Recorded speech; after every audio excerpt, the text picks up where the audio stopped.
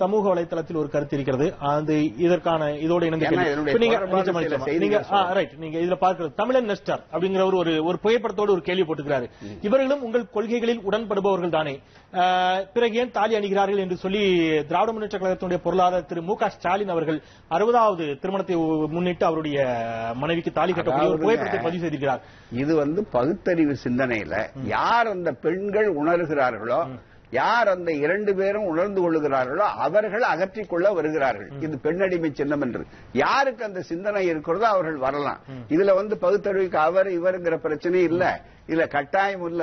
காரணம் என்னன்னு சொன்னா, இது மத ரீதியாகவும் இதற்கு ஆதாரம் கிடையாது, தமிழர்களுடைய பண்பாட்டு அடிப்படையிலையும் ஆதாரம் கிடையாது, சுயமரியாதை திருமணம் என்று அண்ணா அவர்கள் நடத்தியதிலையும் தாலி கட்டாயம் கட்டணும்ன்றதோ மற்றதோ கிடையாது.